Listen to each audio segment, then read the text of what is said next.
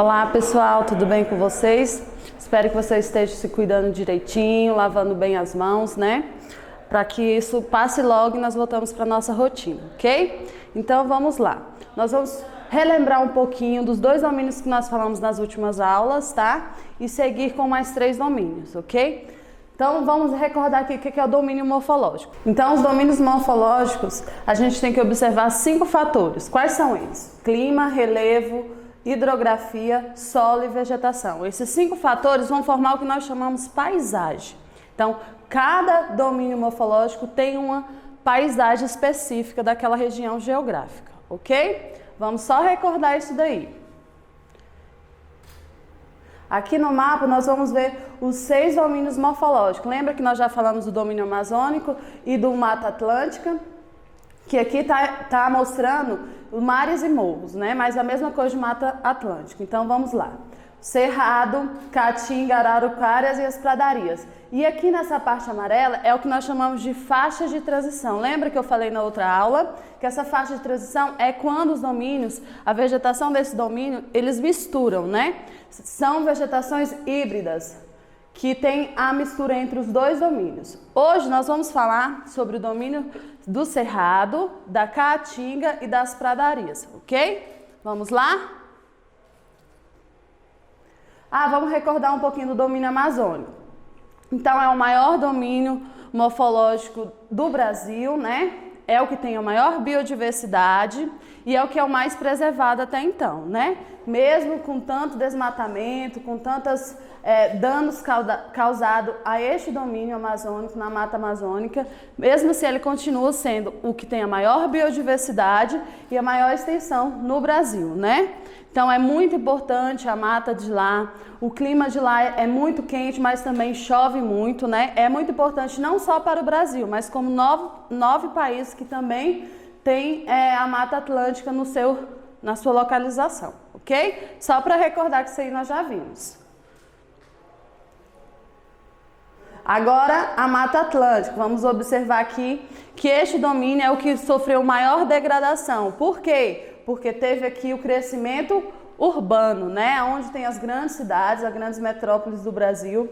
E lá é o domínio que sofreu maior degradação. Perdeu a sua quase 93% da sua mata original. Então, no lugar hoje da Mata Atlântica tem o quê? Casas, né? Prédios. A fauna e a flora desse domínio foram muito prejudicial.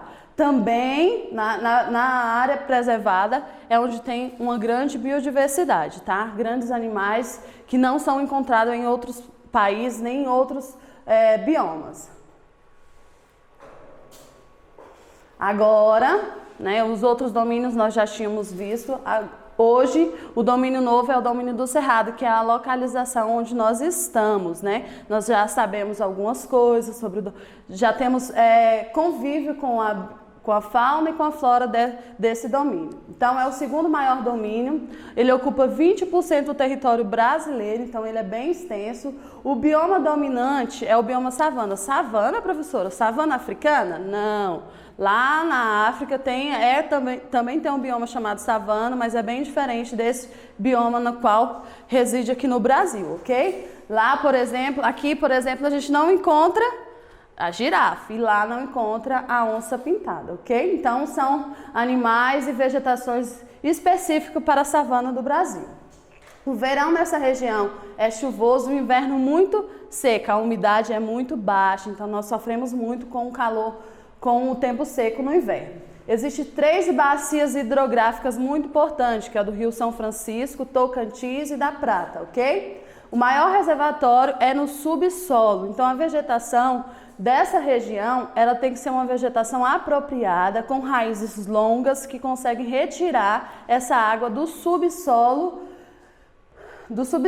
assim para ela conseguir retirar os nutrientes necessários e crescer o suficiente, ok? Então, também tem uma grande biodiversidade, tá?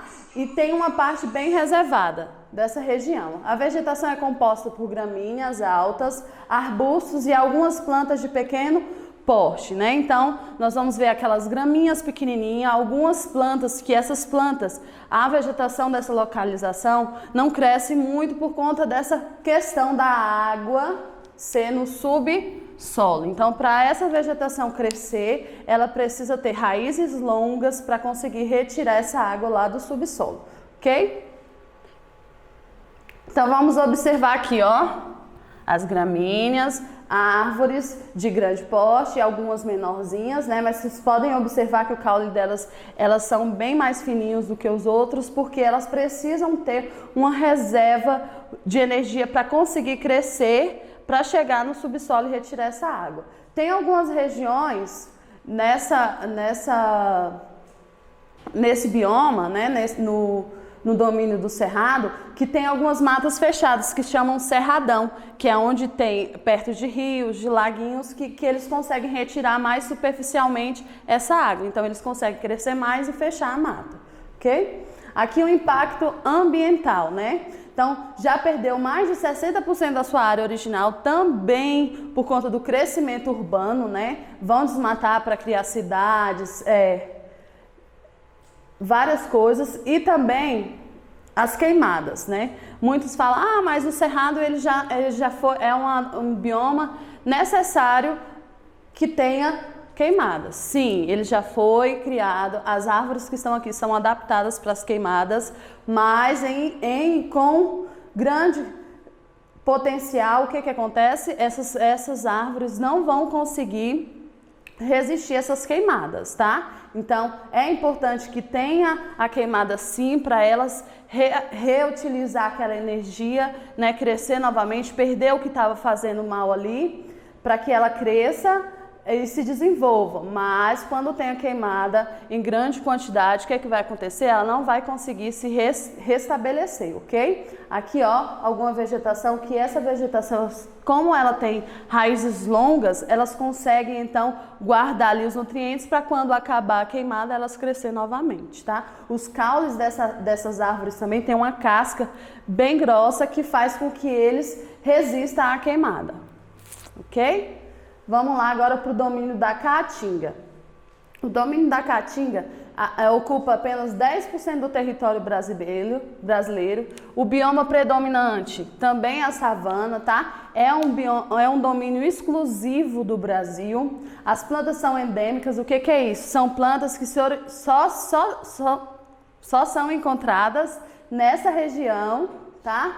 Temperaturas altas com poucas chuvas.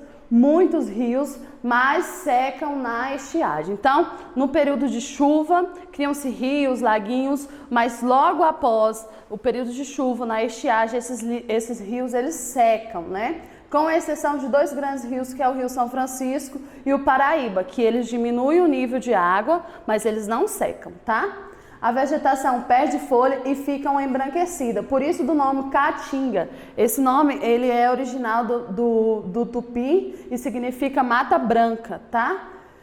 Por isso as folhas elas ficam embranquecidas e depois elas caem no período de estiagem, né? As plantas necessariamente precisam armazenar água, porque é um período de estiagem muito longo. Se elas não guardarem essa água, elas não vão conseguir resistir a este período.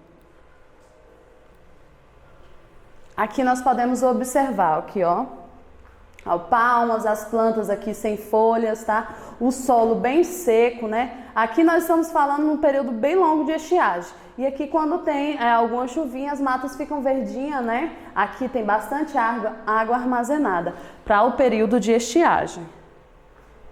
Aqui o impacto ambiental, 30% da imagem natural ou a paisagem natural já foi modificada. Acontece o que nós chamamos de desertificação. O que é isso, professora? É quando o solo ele perdeu os nutrientes dele necessários, ele fica um solo muito pobre e ele não consegue desenvolver nenhum vegetal, né? Então, se ele não consegue desenvolver, é um solo pobre. que não consegue ter nenhum tipo de benefício para outros seres. E aqui nós vamos observar que também um grande fator, assim como todos os outros, é o desmatamento, tá bom? Então vai invadindo aí a mata, devastando, e isso o solo perde nutriente, as vegetações não conseguem sobreviver, entram em extinções grandes espécies de árvores, de animais. E por último, da nossa aula, ainda tem mais um domínio que nós vamos ver na próxima aula, tá? Hoje nós vamos terminar aqui com o domínio das pradarias. 2%, olha só como ele é pequenininho, né? 2% do território brasileiro, o bioma dominante é pradaria, o que nós chamamos de pampas. A temperatura é bem amena. O que é isso? É uma temperatura bem favorável, né? Não é muito quente, mas também não é muito frio, né? As estações do ano são bem definidas, outono, inverno, verão. As chuvas são bem distribuídas no decorrer do ano, então é tudo bem equilibrado aqui nesse domínio. O solo, por conta dessa chuva equilibrada, o solo é fértil, então ele é bom para o plantio, para a agricultura e para a pecuária. A vegetação é composta também por gramíneas e arbustos, né? A vegetação diferenciada na proximidade do litoral. Nas cidades mais perto do litoral tem uma vegetação mais robustas, maiores, né? Por conta da quantidade de água desse local. Aqui nós podemos observar, ó, bem montanhosa, algumas árvores e gramíneas. Impactos ambientais, né? Também já perdeu, olha só, ele é bem pequeno e ele já perdeu 50% da sua paisagem natural. Por quê? Por conta da pecuária e por conta do desmatamento para a agricultura. Como é um solo muito fértil, as pessoas desmatam para a agricultura e às vezes discriminado, eles não preservam as margens dos rios, né? O que vai causando grandes danos a este solo, né? É o bioma menos protegido, né? Por conta disso, porque ele é muito bom para a agricultura, favorece muito a economia do país. Tudo bem até aí? Então, gente, era isso que eu tinha para falar para vocês. Qualquer dúvida, mandem aí para o Rodrigo no e-mail, nós vamos tentar sanar essa dúvida de vocês. Voltem o vídeo, ok? Vocês vão realizar essas atividades do livro e eu queria deixar essa passagem para vocês. Do Senhor vem o livramento, a tua bênção está sobre o teu povo. Então Deus está cuidando da gente. Tudo isso vai passar e nós vamos voltar à nossa rotina, ok? Um grande abraço, fiquem com Deus.